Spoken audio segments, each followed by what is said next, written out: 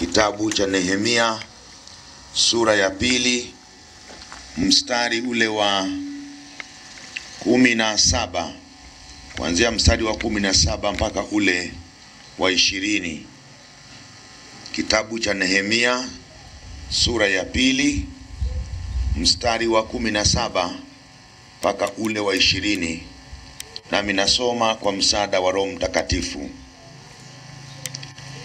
Kisha nikawaambia, mnaona hali dhaifu tulio nayo, jinsi Yerusalemu ulivyo hali ya ukiwa, na malango yake yalivyoteketezwa kwa moto.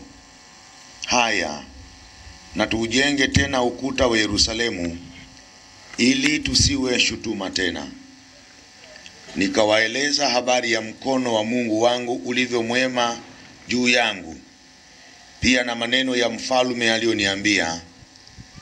Nao wakasema, haya, na tuondoke tukajenge. Basi wakaitia mikono yao nguvu kwa kazi hiyo njema.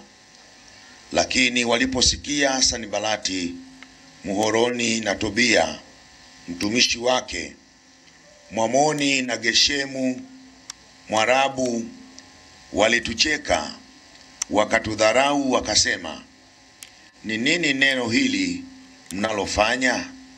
Je, mtaasi ninyi juu ya mfalme?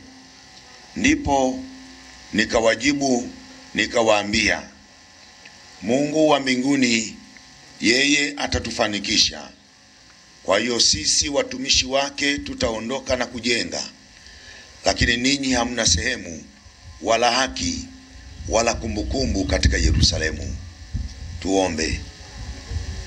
Mungu Baba, Mwana na Roho Mtakatifu, tunakushukuru, tunakutukuza Mungu kwa sababu ya upendo wako kwetu na matendo makuu ambayo Bwana unatutendea katika maisha yetu. Pokea sifa, heshima, utukufu na adhama kwa sababu wewe unastahili. Asante kwa jinsi ambavyo Mungu umetutunza, umetupa tena kibali cha kuiona siku ya leo. Lakini zaidi sana kuwepo katika nyumba ya ibada, kuja kukusifu, kuabudu na kukutolea shukurani zetu. Baba, tunakuomba kupitia neno hili ukatufundishe, ukatuelekeze, ili tuweze kukaa katika kweli yako. Tutumike kwa makusudi na mapenzi yako, wala si kwa mapenzi ya wanadamu. Tusaidie kupitia neno hili. Katika jina la Mungu Baba, Mwana na Roho Mtakatifu. Amen. Baada ya kuwa hawa watu wameishi utumwani kwa muda mrefu, baada ya malango ya mji wa Yerusalemu kuwa yameteketezwa kwa moto na maadui, na baadaye ukirudi nyuma walichukua hatua ya kuingia katika maisha ya toba, kwa sababu kilichowafanya maadui wakawafukuza kule Yerusalemu na kuangamiza mji ni kwa sababu kuna mahali hawakutii na kumsikiliza Mungu alichokuwa anakitaka wakifanye katika maisha yao. Na kwa hiyo Mungu aliruhusu maadui wakawavamia, na baadaye wakakimbia wakaenda kuishi kule Babeli katika maisha ya utumwa. Na walipochoka kuishi maisha ya utumwa na wakagundua kilichowafanya wakafikia hapo walipofikia, Nehemia na kina Ezra pamoja na kina Esther waliingia kwenye maombi ya toba, wakimuomba Mungu awarehemu katika yale yaliokuwa yamejitokeza. Na baadaye Mungu anawasikia. Lakini pia hatua ya pili ilikuwa ni kumuomba Mungu awape kibali cha kurudi Yerusalemu kwenda kujenga malango yale ya ukuta yaliokuwa yameteketezwa na maadui. Na baadaye tunaambiwa Nehemia ilibidi afanye utafiti gharama za ujenzi wa ukuta, lakini pia kwenda kuomba kibali kwa utawala ili waweze kuwaruhusu kuendelea na hiyo kazi. Na baadaye Biblia inatuambia walipata kibali, na Nehemia alipopata kibali alirudi tena kwenda kuwashirikisha wenzake habari hii njema ambayo mfalme alikwisha kumruhusu na kurudi kwa ajili ya kwenda kufanya hiyo kazi. Na Biblia inatuambia Nehemia alipowashirikisha wenzake jambo hili jema, kwamba mnaona hali hii tulionayo, hali ya ukiwa, mji wa Yerusalemu umeteketezwa kwa moto na malango yake yapo ukiwa, ili sisi tusije tukalaumiwa na vizazi vinavyokuja na watu wengine wanaotutazama. Akasema twendeni tukaujenge tena ule ukuta wa Yerusalemu. Na Biblia inasema katika kuambia, aliwaambia mnaona hali dhaifu tulionayo na malango ili uteketezwa kwa moto, twendeni tukaujenge ule ukuta. Wale watu walipoelezwa hiyo habari njema, Biblia inasema wakaitia mikono yao nguvu, wakaondoka kwenda kujenga au kwenda kuifanya hiyo kazi ya kujenga ukuta wa Yerusalemu. Lakini kama ujuavyo, na hii ndio hali halisi kabisa ya wanadamu, ukitaka kufanya jambo kama hujaanza kulifanya, hakuna naye kusema vibaya. Ukitaka kujua hivyo, wewe fuatilia vizuri kwenye siasa. Si mnaniona mimi hapa? Si mnaona mchungaji Kipiki leo hii akichukua fomu anataka kugombea ubunge? Kule kwenye majukwaa wataeleza sifa zake mbaya zote, na mengine ambayo atakuwa anaelezwa wala hayawapo na wala hata mhusika hajawahi kuyafikiria kuyafanya, lakini atasema kwenye majukwaa ya siasa. Na ndivyo ilivyo ukitaka kuanza jambo lolote jema, iwe ni kwenye maisha yako ya kawaida, iwe ni kwenye kikundi, iwe ni kwenye jumuiya, iwe ni kwenye kwaya, iwe ni kanisani. Saa mmenyamaza, mtaki kufanya lolote, hakuna shida yoyote. Ila siku mnapotaka kuanzisha jambo hilo, lazima mambo mabaya yaanze kuinuka. Maneno ya kuwachafua, maneno ya kuwavunja moyo, kuwakatisha tamaa yatainuka. Mtasemwa hili, litasemwa hili. Ndivyo kilichowatokea hawa walipozungumza habari ya kurudi Yerusalemu kwenda kujenga ukuta. Walipochukua zile hatua za kuanza, wakainuka watu waitwa kina Tobia na kina Sanibalati, wakaanza kuwakatisha tamaa, kuwavunja moyo, wakiwaambia hivi mtaasi hata lini mbele za mfalme, wakiwakatisha tamaa ili wasiendelee kazi. Anaweza katokea mzee wa kanisa tu kukatisha tamaa. Anaweza kainuka mtu kule kwenye jumuiya akainuka na maneno tu ya ajabu ajabu tu ya kutaka kuwavunja moyo ili msiendelee na hiyo kazi. Ndicho kilichomtokea Nehemia na wenzake walipokuwa wanakatishwa tamaa kwa maneno ya kina Tobia na kina Sanibalati. Kwa sababu kuna watu wana maneno mabaya. Pale tunapozungumza habari ya kuanza kujenga, maneno yanainuka, vikao vinainuka, mijadala inainuka, yatazungumzwa mengi, na saa nyingine wazungumza vitu ambavyo havipo. Mara kuna hela zinaliwa. Bahati mbaya baba wa watu akafanikiwa, neema ya Mungu ikamshukia, kanunua kagari, na huko mnamjenga kanisa. Wanasema mnaona hela zingine amezigawa, kanunua gari yake. Akitoka mtaani kutana na msharika mmoja, kambariki suti nzuri, maneno atainuka, hela zetu zinaliwa, huyu baba ananunua suti tu. Saa ya kutaka kufanya kazi kwa uaminifu yanainuka maneno, vinainuka vitu vigumu vya kuwavunja moyo na kuwakatisha tamaa. Mimi nataka niwatie moyo asubuhi ya leo. Ili kanisa si la kwetu, mwenye kanisa yupo. Ili ni kanisa la Mungu, na hii ni kazi ya Mungu. Tusikilize sana, fungueni sana masikio, sikilizeni mengi, bebeni machache. Bwana asifiwe. Na wale watakaoinuka kuwakatisha tamaa, waambieni sisi watumishi wake tutaondoka na kujenga. Maadamu tu hii ni kazi ya Mungu, tutaondoka na kujenga. Na mimi nataka niwaambie, hakikisheni mnafanya hii kazi kwa uaminifu. Tena kuhakikisha mnaweka kumbukumbu ya vizazi vitakavyokuja, lazima vijue kwamba kuna watu walipita mahali hapa. Bwana Yesu asifiwe. Si watu wote wanaofurahi. Wengine sikuwa tunakaa nao kanisani lakini hawafurahi kuona kazi inaanza. Mimi nakumbuka nilienda ushirika mmoja, nikaanzisha kazi fulani.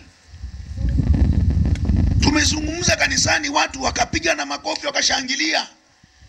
Kama wale walio Yesu alipofika Yerusalemu akasema, Hosana, Hosana, Hosana, mbarikiwa ajaye kwa jina la Bwana. Lakini miongoni mwao baada ya siku chache tu wakamsaliti. Wakamtukana, wakamdhalilisha, wakamtemea na mate. Kwa hiyo usharika nikaenda, nikaeleza maono nilionayo kwa ajili ya usharika. Watu wakapiga makofi. Na hii ni kawaida ya wanadamu. Hata kama hataki kwenye makofi atapiga na vigelegele atapiga. Ndio sasa kwenye utekelezaji. Unajua, wakatoka watu wachache wakaenda, tena sio nyumbani kwa mtu, wakaenda baa. Wakasema, huyu mchungaji ili afanikiwe, Bwana asifiwe, ili afanikiwe huyu mchungaji aite akae na wazee wa zamani hapa, awaambie wazee wa zamani watamsaidia kanisa lifanye nini, liendelee na kazi zilizonazo zitaenda.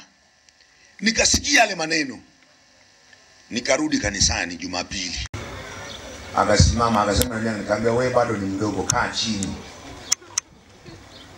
Wakamkumbuka baba mmoja alikuwa na miaka 92. Wakamtaja, alikuwa anatoka Bukoba nafikiri. Kaambia na huyu bado mdogo, kaa chini. Wakamkumbuka mwingine alikuwa kwa sababu ya uzee haja hata kanisani. Alikuwa nafikiri miaka 98. Nikawaambia na huyu bado ni mdogo, kaa chini. Wakaniambia, sasa mchungaji, hawa ndio wazee wa siku nyingi wa zamani hapa. Na wewe umesema hapa bado hawa ni wadogo wakae chini. Wewe tuambie sasa mzee wa zamani ni nani? Nikawaambia sasa hapo ndio mmefika patamu. Bwana asifiwe. Nikawaambia mimi mzee wa zamani naye mfahamu ni mmoja tu, ambaye yeye hakuna anayejua hapa duniani. Nikamwambia hata bibi zenu waliowazaa bibi zenu na wale waliowazaa bibi zao kule hawajui mtu alizaliwa lini na ana miaka mingapi, hakuna anayejua. Ni Mungu peke yake. Bwana Yesu asifiwe. Huyo ndio mzee wa zamani. Na kwa kuwa huyo ndio tumemkuta yupo na ataendelea kuwepo, nikawaambia hivi, kwa kuwa mimi ni mchungaji, Bwana asifiwe, si mnamuona mnamchukulia tukipiki kama kakijana fulani. Lakini nataka nikuambie, kwenye ulimwengu wa roho, kwenye uhalisia, huyu ndiye baba hapa usharikani. Yaani hata msipopiga makofi, yani ilishakuwa hivyo, haiwezi kubadilika akawa mtoto, anabaki kuwa baba tu. Bwana asifiwe. Kwa hiyo anaweza akaeleza kitu akaonekana anazungumza, bahati mbaya nyie mnamwangalia umbo lake na umri wake, lakini mnashindwa kuelewa alichokibeba kwenye maisha yenu. Sasa ninachozungumzia hapa ni nini? Ninachozungumzia hapa ni pale mnapoamua kufanya kazi, wanainuka watu wachache. Sema kwanza amebarikiwa juzi tu bwana, hata alijui kanisa. Unajua ukiwekewa mikono ukawa mchungaji, kuna neema fulani Mungu anakufunika unakuwa nayo. Ndio maana hata watu wenye degree 20 kama wapo duniani, akigombana na mke wake, zile degree waziwasaidii, wanaenda kwa mwinjilisti hata wa darasa la 7. Unaambia baba mwinjilisti, tumekuja, tunaomba utusaidie. Kinacho apply hapo ni nini? Kile alichokibeba cha kimungu. Kazi ya Mungu inahitaji kushikana pamoja, inahitaji kunia pamoja, na mahali pa kumwambia mtu ili hapana, tumwambie hapana. Mahali pa kumwambia ndio, tumwambie ndio. Mahali pa kumwambia unatuvuruga, mwambie unatuvuruga, utuache ili tusonge mbele. Ndugu zangu, ninapozungumza mambo nina ushahidi wa macho kabisa. Mahali ambapo mtu anainuka mmoja tu anaharibu kila kitu, hali ya hewa kwenye ushirika, kazi haziendi. Lakini nataka niwatie moyo, songeni mbele, wekeni kumbukumbu, na vizazi vitakavyokuja vijue watu walipita mahali hapa wakafanya hii kazi. Bwana Yesu asifiwe. Sisi twendeni tukatumike, tutumie vipawa vyetu, tutumie mali zetu, tutumie muda wetu, na kila kitu ambacho Mungu ametupa tutumie, tuweke kumbukumbu. Na mimi nataka niwaulize swali, ninyi mlioko hapa leo, kumbukumbu yenu iko wapi? Yaani siku utakapokuwa mzee, wanakuja vitukuu na vijukuu, watakuuliza, hivi bibi, hivi babu, hapa wewe Nazareti hapa, hivi enzi zenu mlifanyaga nini? Una kipi cha kumweleza? Leo hii wewe ukiondoka hapo ukahamia usharika mwingine au mkoa mwingine, kumbukumbu yako utakapokuwa unarudi kuja kusalimia kwenye usharika huu, kumbukumbu yako iko wapi? Bwana asifiwe. Kumbukumbu yako iko wapi? Swali kubwa ndio hilo tu. Popote, yani upo kwenye kwaya, wewe unaimba kwaya, wewe ni mwenyekiti wa kwaya, hivi kule kwenye kwaya kumbukumbu yako siku kiacha kwaya ni nini? Wakatisha tamaa wenzio kuimba kwaya. Kule kwenye kikundi cha kina mama, wewe ni mwenyekiti, wewe ni mwanamke, siku umezeka, Mungu amekuita au umehama hapa kwenye hiyo idara ya wanawake, utakuwa umeacha kumbukumbu gani? Kwenye fellowship huko, siku umeondoka hapa, utakuwa umeacha nini kwenye fellowship? Kule kwenye jumuiya, wewe ni mwanajumuiya, siku unahama kwenye jumuiya yako, siku umeondoka kwenye hiyo jumuiya au Mungu amekuita, wewe utakuwa umeacha kumbukumbu gani kwenye hiyo jumuiya yako? Hata kwenye familia yako, baba na mama, Mungu amekuita, utakuwa umeacha kumbukumbu gani? Aibu, matusi. Nehemia anawaambia, sisi watumishi wake tutaondoka na kujenga. Na mimi niwatie moyo asubuhi ya leo, sisi wakitangiri tutaondoka na kufanya nini? Na kujenga. Yainuka maneno yasiinuke, tutaondoka na kufanya nini? Na kujenga. Na Mungu wa mbinguni atafanya nini? Atatufanikisha. Wainue maneno, watake wasitake, mwenye kazi yupo ambaye ni Mungu, yeye atafanya nini jamani? Atatufanikisha. Tutaondoka ndio kujenga, na kanisa lazima lijengwe. Bwana Yesu asifiwe. Ninachotaka kusema ndugu zangu ni nini? Sisi twendeni tukaifanye kazi ya Mungu. Tujitoe kwa fedha, kwa mali zetu, kwa vipawa vyetu, kwa muda wetu. Wale ambao watasimama kutukatisha tamaa, tuwaambie hapana. Mkipata nafasi ya kumwendea huyo, mwambieni kabisa, wewe ndio unayetuvuruga. Bwana asifiwe. Lakini vinginevyo, tukiwa waaminifu, tukajitoa kwa kile kinachopatikana, kazi ya Mungu itasonga mbele. Nami ninawaombea Mungu awatie nguvu, ili muweke kumbukumbu iliyo njema. Vizazi vitakavyokuja, vitakavyotazama, viwe vinaona urithi walioachiwa na wazazi wao, waone urithi walioachiwa na ndugu zao, waone urithi walioachiwa na vizazi vilivyopita, kwamba ilikuwa ni kazi njema. Na mimi nawatia moyo asubuhi ya leo, songeni mbele, fanyeni kazi ya Mungu bila kuogopa mawimbi, bila kuogopa maneno, bila kujali watu ambao wapendi mema siku zote. Sisi tumwangalie Mungu aliyetuita kuifanya kazi hii. Unajua, kuna wakati mtapatana tuchange 100,000. Hela hazitoshi, alafu kwenye kamati kule mnaongezea na kuongezea. Ila kule nje watasema hivi, hawa jamaa wanakaga kula hela zetu tu. Msiwasikilize. Songeni mbele, fanyeni kazi ya Mungu, na mimi naukika siku moja wataona uaminifu wenu. Kwa sababu anayetakiwa kujua uaminifu wenu ni Mungu. Mwanadamu hata ungefanya na nini hata ridhika. Vijue kuna wenzetu walipita wakafanya kazi. Mungu atutie nguvu. na Mungu atuimarishe tunapoendelea kutumika kwenye nafasi ambazo Mungu ametupa. Wazee wa kanisa, viongozi wa jumuiya, viongozi wa kamati mbalimbali, Mkristo mmoja mmoja, na kila mmoja kwenye nafasi yake akisimama kwa uaminifu, na hakika Mungu atatusaidia, atatufanikisha, tutalikamilisha kanisa letu, na kazi zingine na mipango mingine itafanikiwa kwa sababu tunamtazama Mungu. Tukiwasikiliza wanadamu watatuvunja moyo, watatukatisha tamaa. Si tumwangalie mwenye kanisa, yeye anasema nitakuwa pamoja na ninyi hata ukamilifu wa dahari. Mungu awatie nguvu, watamtukuza Mungu. Kule Buhongwa miaka fulani, bibi mmoja alikataa kubatizwa.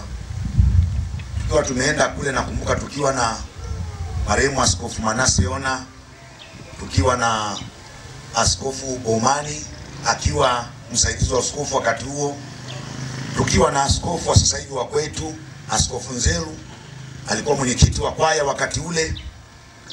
Tukawa tunasomba matofali, beba tofali tunajenga kanisa. Ule bibi kesho yake alipokuja, alipoliona akasema, anauliza kwani nyinyi mnatoka kanisani? Kale kanisa liko pale njiani. Ule bibi akasema hivi, alipopita alikuta ni msingi tu ulikuwa umejengwa, na msingi ulikuwa umejengwa muda mrefu. Lakini kesho yake alikuta kanisa limeshajengwa, limeinuka mpaka usawa wa lenta. Akasema, mimi nimeshangaa, naomba na mimi niingie kwenye hilo kanisa la Mungu wenu, kwa sababu nilipita hapa sikuona jengo, lakini leo nimepita asubuhi nimeona jengo. Yaani yeye kitendo cha kuona jengo limeinuliwa ilikuwa inatosha kwake kwamba amemuona nani? Amemuona Mungu. Akaamua kubatizwa ule bibi. Huyo kuna watu wengine hawatasikia sauti nazohubiri, wataona kazi za mikono yenu zinazomtukuza Mungu, wataamua kumfuata Kristo. Bwana Yesu asifiwe. Mimi hata hapa tulikuwa tumesimama tumeimba, nimemwona mama kule ameweka na mswaki jirani huko, anaimba anaruka ruka. Bwana asifiwe. Bwana asifiwe. Kwa hiyo kazi zenu ndio zinazomhubiri Kristo. Wengine hawahitaji kuambiwa hata Yesu anaokoa. Wakiona tu yale matendo ya Mungu, wakiona zile kazi zinazofanyika, wakiona kanisa limesimama, wakaona kwaya imeimba, wakaona jambo fulani la kanisa limefanyika, inatosha wao kuwahubiria na kuwashuhudia kwamba huyu ndiye Mungu wa kuabudiwa. Mungu atusaidie, na Mungu atutie nguvu na kutuimarisha kupitia neno lake. Katika jina la Mungu Baba, Mwana na Roho Mtakatifu. Amen.